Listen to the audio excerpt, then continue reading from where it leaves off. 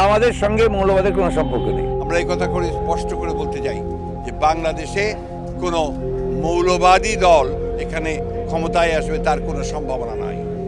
বাংলাদেশের 52 বছর ইতিহাসে দেখা গেছে যে কখনোই কোনো মৌলবাদী দল তারা ক্ষমতায় আসতে পারেনি, বরঞ্চ তাদের যে শক্তি সেই শক্তি দিন দিন ক্ষীয়মান হয়ে এসেছে।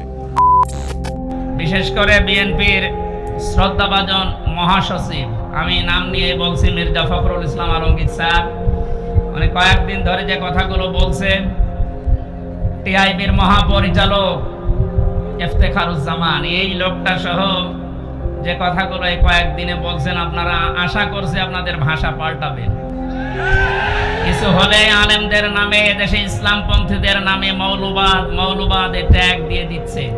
আপনি কি জানেন এটা বাস্তবতা কি? এই মৌলবাদ ট্যাগ দিয়ে ইন্ডিয়া এবং ওদের দোসর যারা, তারা এই দেশের হাজার হাজার মানুষকে গুম করেছে। এই মৌলবাদ ট্যাগ দিয়ে হাজারো মানুষকে জেল খাটিয়েছে, হাজারো মানুষকে দুনিয়া থেকে বিদায় করে দিয়েছে। ওই শব্দটা আবার ওদের ফাঁদে পড়ে যদি আপনি এই দেশে বারবার বলতে থাকেন, সুতরাং বারবার দাদা বাবুদের ফাঁদে পা দিয়ে আবার যদি মৌলবাদ এই জিকির আরম্ভ করেন, ওরা হয়তো আপনাকে চেয়ারে বসাবে, কিন্তু এদেশের হাজারো আলেম ওলামা ইসলামপন্থী মানুষেরা আবার গুম হওয়ার জন্য। আপনি ফাঁদ টের পাচ্ছেন? সুতরাং এই শব্দ যেন আপনাদের মুখে আর কোনোদিন না শুনি। যদি এগুলো শুনি তাহলে কিন্তু জালেমদের মতো এদেশে আপনাদের এই জনগণ বিদায় করে দেবে। কাকে মৌলবাদ বলেন? মৌলবাদ না হলে এদেশে আপনার মা বাবার বিয়ে হতো? আপনি তো জারজ হয়ে আসতেন। কোথায় হাত দিয়েছেন? আশা করছি এই শব্দ যেন এদেশে আর কেউ না বলে। এই ধোয়া তুলে কিন্তু এই 15.5 বছর ওরা এই থালা বাজিয়ে ওরা আমাদের উপর অত্যাচার চালিয়েছে। এটা রেকর্ড হচ্ছে, সারা দেশে কালকে যাবে। সবাই সাবধান, সে যে দল করেন আপনি করেন, কিন্তু এই শব্দটা কোন ইসলামপন্থী আলেম ওলামাদের নামের আগে যদি আপনি ব্যবহার করেন, সত্যি কিন্তু আপনার খবর আছে।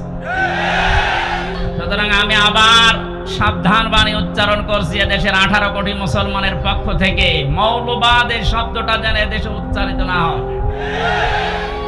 আমরা সবাই মৌলবাদী, কারণ মৌল শব্দ না থাকলে আমরাই থাকি না। এটা এসেছে মূল থেকে। মূল আমাদের আল্লাহ, মূল আমাদের রাসূল। কথা বলেন না কেন? আল্লাহ রাসূল না থাকলে এদেশ থাকবে? সব বিদায় নিতে পারে, কিন্তু আল্লাহ রাসূলের বিধান এদেশে থাকবে ইনশাআল্লাহ। 100 ভাগের 96 ভাগ যেখানে আমরা বাস করি, সেখানে এই শব্দ নিয়ে আজ ধোয়া তুলে আবার আপনি এই থালা বাজাবেন, আর পাশে তো আছে দাদারা, আবার আপনাদেরকে দিয়ে অত্যাচার, জুলুম, নির্যাতন, খুন গুম চালাবে না।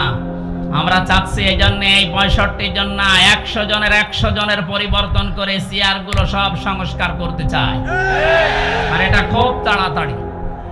কথা বলেন। আল্লাহ যেন সম্মতি দেয়, যিনি দায়িত্বে আছেন তাকে।